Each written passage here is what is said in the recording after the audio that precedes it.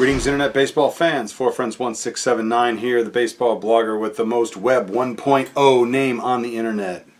How are you doing? I got a video here tonight that I'm going to be kind of honest up front is probably not of that much interest to most people. Yeah, that's a hell of an intro, isn't it? Actually, this is just a video documenting the rules that I impose upon myself, arbitrary rules, regarding how the rosters themselves are constructed. So there was another video on player selection, on how the players are selected. They're ranked by career WAR, and then basically I populate the rosters. Pretty simple, not claiming to be anything fancy here, but there are some rules as to what the rosters themselves need to look like and how the teams themselves are constructed.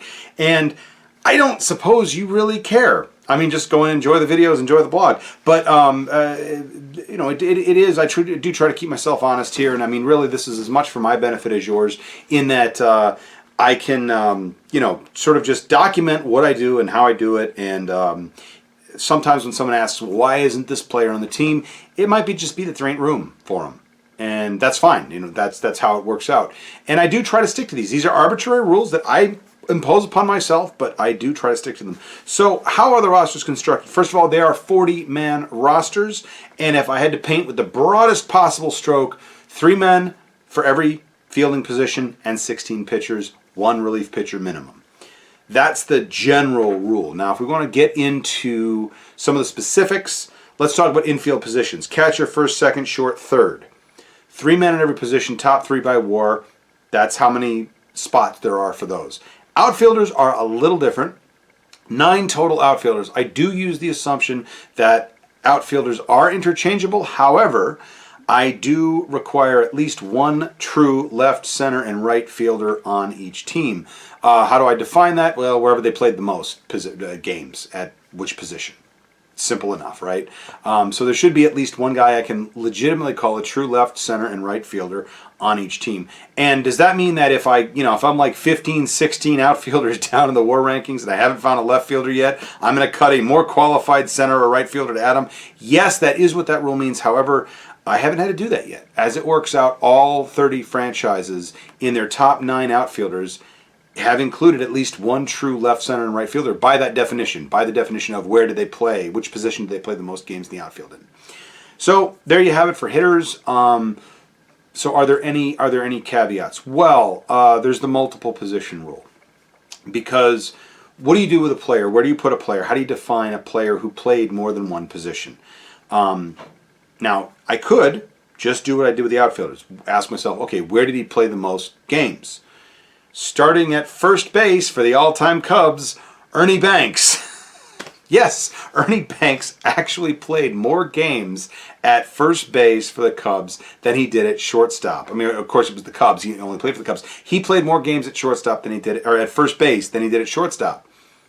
Most people don't know that. I mean, it's kind of weird to think of him. I don't think of him as a first baseman, but that's you know, that's where he would be placed if I used that rule.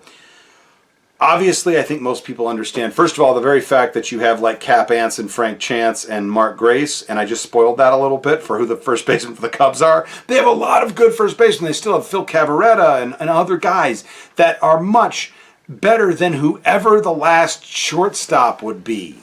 Okay? I don't know who the best third best shortstop in Cubs history is off the top of my head. But let's face it, Ernie Banks is going to be better served in a shortstop slot in the roster than at first. So you could say, well, then you must just put them where they had their best seasons, because that would allow Ernie Banks to play shortstop. He had his best years at shortstop. Okay, playing first base for the all-time Minnesota Twins, Rod Carew. Yeah, Rod Carew played more games at second for the Twins than he did at first. He played more games at first over his career, but with the Twins, more games at second than at first. But he had his best seasons, 1977 being his best, at first base. So, and again, same logic. You've got Harmon Killebrew, you've got Kent Herbeck, you've got Joe Judge, you've got Mickey Vernon, you have a lot of good first basemen. You don't need Carew crowding someone out when you could put him at second base. Have a what? How many batting championships did he win? I don't even remember. I'm going to put it down here. You could have that at second base, and then have that much better a guy at first. So there you go. I think you see where I'm going with this. They're basically going to be placed wherever the least favorable alternative is. Okay, if they're really deep at second base, great, I'll put them at first. But most teams, I think you realize, have like a slew of really great first basemen waiting. And if you can put a really solid hitter at shortstop or second base or third base, that's going to be better. That's going to work out better. So then the question becomes, okay, so great, playing third base for the Red Sox, Carl Yastrzemski. Because he played 33 games there in 19, I don't know what. But no, that doesn't work. So what I do is there's a simple rule for determining which positions a player qualifies at.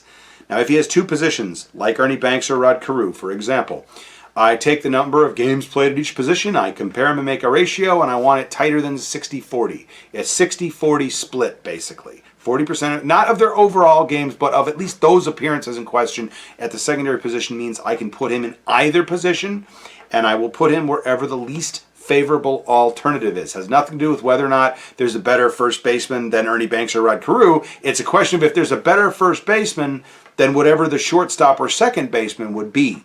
And by better, I do mean better by WAR, but you get the idea. So you have to qualify the position. What if he plays three positions? 30% at the tertiary position. What if he plays four positions? This was Pete Rose, by the way, on the Reds, at 20%.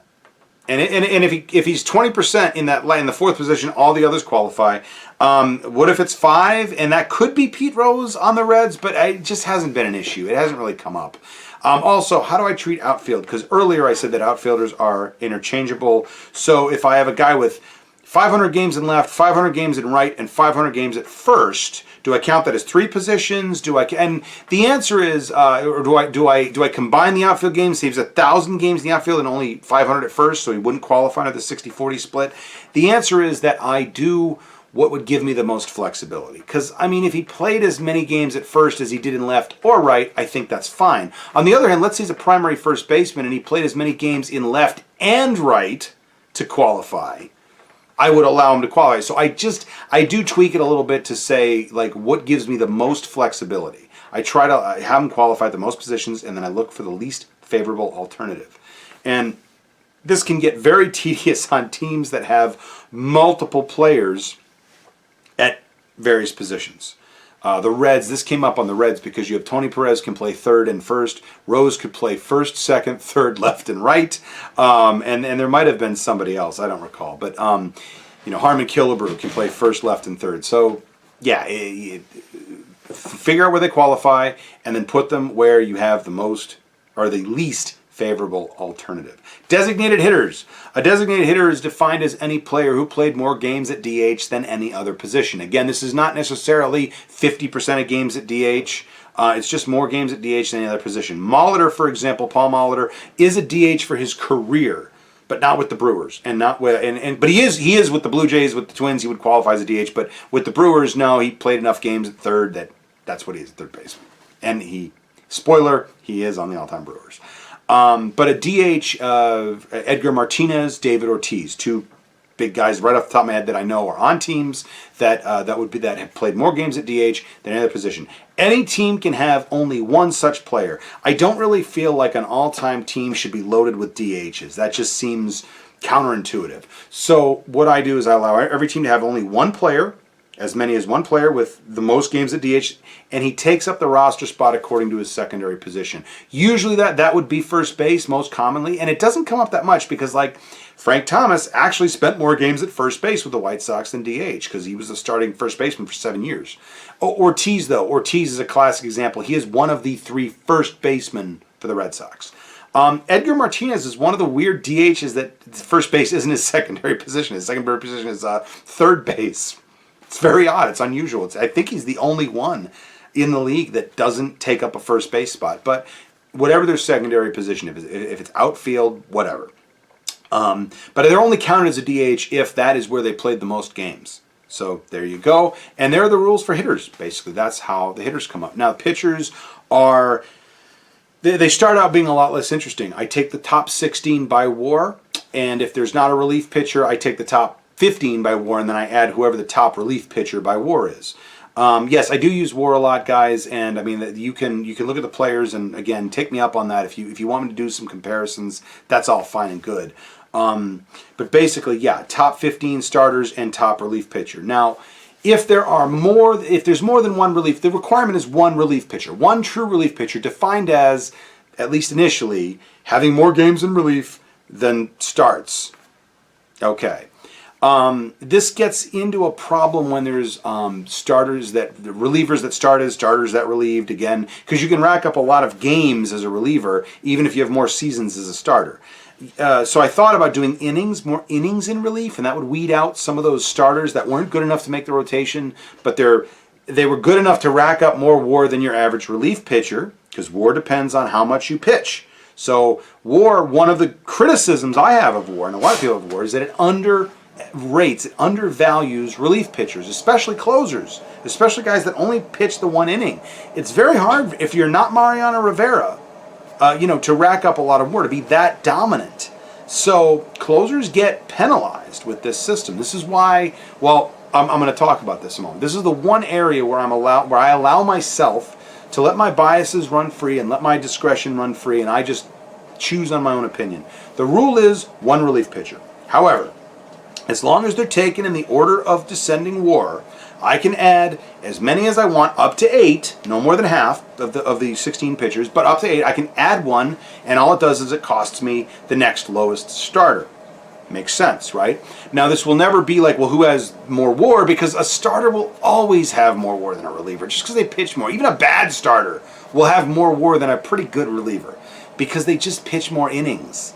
So there's no way around that. It's one of the flaws with this system that I have to acknowledge, and I'm going to give you this concession right up front. So basically, it's at my discretion. If the next starting pitcher is some guy from the 19 teens who's like got a 500 record and nobody's ever heard of him, and the next relief pitcher was like a Cy Young winner or a perennial all-star or the team's all-time save leader, yeah, I'm going to just take the next reliever and cut the starter. And it's just a subjective judgment. It's the one area of subjectivity that I do allow myself to just, because there's no systematic way I can do it other than to say I need 8 relievers, and then you end up with a lot of really goofy looking pitchers on your all-time team. So I don't like that. I don't like that system. I tried it. I actually did look at it. I was like, this is awful. I want more really great starters. I'm losing like Hall of Fame starters for relievers nobody ever heard of. So basically, yeah, they're taken in order of WAR. Every reliever I add costs me whoever the next lowest starter is. Okay, that was great until I actually got into it and subjectively didn't like some of what I was seeing. So there's a couple more rules here. First of all, the Derek Lowe rule, named for Boston pitcher Derek Lowe. Basically, when I was doing Boston, Bob Stanley and Ellis Kinder, yes, spoilers, and we're going to talk about Stanley. Don't worry about that. Another video, because, oh my God. But Stanley and Kinder were already in the top 16. They were on the team, period. I really wanted a guy named Dick Raddatz. He was a pitcher in the early 60s, nicknamed by Mickey Mantle himself to be the Monster. And I said to myself, I want Dick Raddatz on my all-time Red Sox team. So I was like, okay, he ranked 4th. And I'm like, okay, I got to cut 2 starters. The first starter that I was going to cut was Josh Beckett. And I'm like, I've never been a Beckett fan, so I'm like, no problem. But I needed to cut another guy, and it was Frank Sullivan, and I like Frank Sullivan. I didn't really want to cut him. And the next reliever that I had to take was Derek Lowe, because Derek Lowe ranked 3rd amongst the relief pitchers: Kinder, Stanley, Lowe, Raddatz. And I had to take him in order. I do impose that upon myself. I do limit myself to that. So Derek Lowe, I didn't want him. I just didn't want him on the team at all. And I mean, again, we'll talk about him more with the Red Sox, but just accept for the moment that I didn't want him for whatever reason. Okay, just didn't. So I looked at Derek Lowe. Part of the problem with Derek Lowe, he was not a good enough starter to make it as a starter. He was not one of the top 16 pitchers, so he didn't make it as a starter. But those years he had as a starter was where all his WAR was generated. He only had one really great season. He had a good season, a great season, and a terrible season as a relief pitcher. So I came up with this rule. If a relief pitcher, defined as more games in relief than games started, and I could use innings, but I don't have a good way, I don't have an easy way of figuring out the split in innings relieved versus innings as a starter. I can do it. I do have a tool for that, but I'd have to go player by player. That's a huge pain in the ass, and I'm not going to do it. No, don't want to. I'm lazy. So the Derek Lowe rule is, if a relief pitcher had his best single season by WAR as a starter, I am allowed, but not required, but allowed to skip him in the rankings. So there you go. I came down to it. I wanted Dick Radats. Derek Lowe was in front of him. He had his best season in 2002 as a starter, 20 game winner, 200 strikeouts, no hitter. But he's not a starting pitcher. I can skip him because he had his best season as a starter. Dick Radats was the next guy. Cut Josh Beckett, add Dick Radats. I am happy, and I've got my team. I was doing the Tigers next, and I had to create what I now call the Al Benton corollary to the Derek Lowe rule. When I did the Tigers, I knew John Hiller was going to be the top relief pitcher. I've known this because I've done this a lot. I've been looking at these numbers since 2009 at least and further back. So I knew John Hiller was going to be the top relief pitcher. And in my head, I'm like, well, I kind of want Hank Aguirre and I kind of want a true closer. Like, I didn't know if it was going to be Willie Hernandez or Mike Henneman or, God forbid, Todd Jones. I didn't really want him, but I would have taken him. If he was the top closer, I would have taken him. As it turns out, it was Henneman. And I thought, okay, I want Aguirre, I want Henneman, great. I'm going down the list, and Aguirre's third, and Henneman's fourth. I'm like, okay, perfect. And I look at my starters, and I'm like, okay, it's like guys from, way back when. And I'm like, okay, that's cool. I got all the Tigers I want, and these guys I can afford to get rid of. So I'm going down the relievers. And okay, yeah, John Hiller's the top guy, great. Second guy is Al Benton?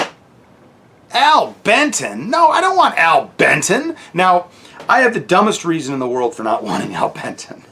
I mentioned in my intro video, I do a lot of baseball sims, okay? And I was simming the I think it was 54 or 5-ish, probably 54, I don't know, Red Sox season. And Al Benton had a cup of coffee in Boston. He was there, he was traded in, and then they cut him by the end of the season. He was only there for a short period of time. And he was actually, historically speaking, he was pretty good for Boston. He was really good in Detroit. He was the third best relief pitcher in history. But, second best relief pitcher in history. But, in the sim, he did really badly for me. Like, he blew every game I put him in. So I don't like Al Benton. For the single dumbest reason one could come up with. He didn't do good for me in a sim, with simming a season for a different team that we're not even talking about. As I admit that's a dumb reason, but I didn't want Al Benton. But I looked into his record and I said, oh, look at that.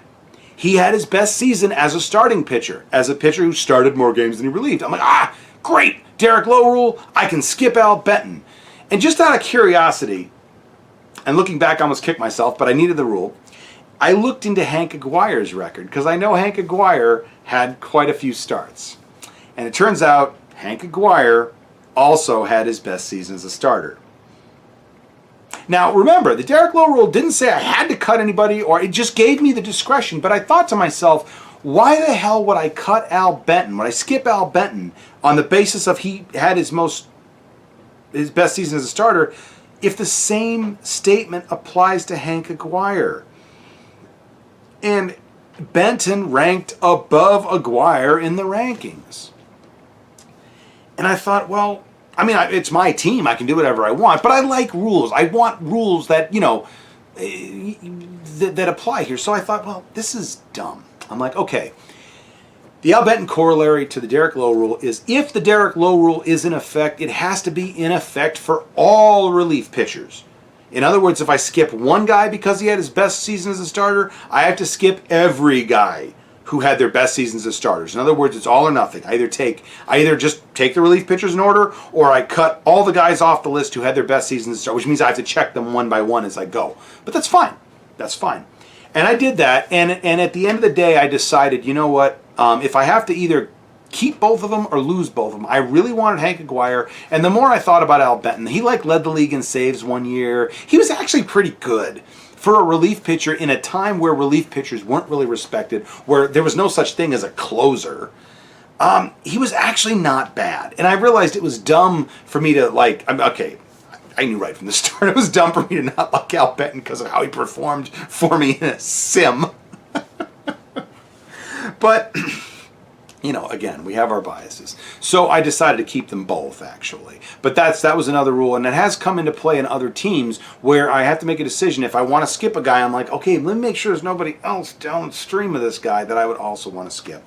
And finally, there was a Jeff Facero on the, I want to say the Marlins or the Mariners? Mariners, I believe.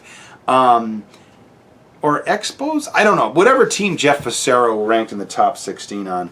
He was another one of these guys that would qualify under the Derek Lowe rule, but he was in the top 15, so I was like, well, am I treating him like a starter, and can I cut him to add a reliever even though he was technically a reliever? And the answer is basically, is if the Derek Lowe rule is in effect, then he's treated like a starter, and yes, I can cut him to add a reliever even though technically he's a reliever. So yeah, that's basically it. That's what it comes down to. And again, just broad strokes, guys. There's three men at every position, 16 pitchers with at least one relief pitcher, 9 total outfielders with at least one true left, center, and right fielder. And that's what it comes down to. And that's how I limit myself when I construct these rosters. And this does come into effect in some cases. And remember the 60-40 rule for secondary positions, because that's another one where somebody says, well, why didn't you put X at this other position that we know he played? He didn't play it enough. And you got to cut it off somewhere. And if you say, well, if he played 39% of his games, would you not let him? Yeah, because I have to draw the line somewhere. No matter where I draw the line, somewhere in the league, there will be some guy who is 1% below it.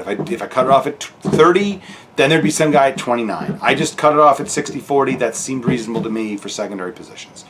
Anyway, so there you go. Those are the rules that I impose upon myself. And that's how the rosters are constructed. And so if you have any questions about why I made this choice or that choice, a lot of times that's what's going to be driving it. If you're, well, I don't suppose you found this video that interesting, but again, documented just for posterity. These are the rules that I impose upon myself. If you're interested in hearing about the teams themselves and about other topics when they come up, you know, hit the bell, like, subscribe, all that stuff. I want to hear comments from people. I want to hear suggestions. If you have a more objective way I can handle relief pitchers, I would love to hear it. I'm open to input. So yeah, hope to hear from you. And we've got a couple more of these introductory videos that I do have to get through before I talk about the teams. But you know, I hope to see you around on the channel. Hope to see you at the blog, alltimeteams.blogspot.com. And until next time, you know, see you at the ballpark.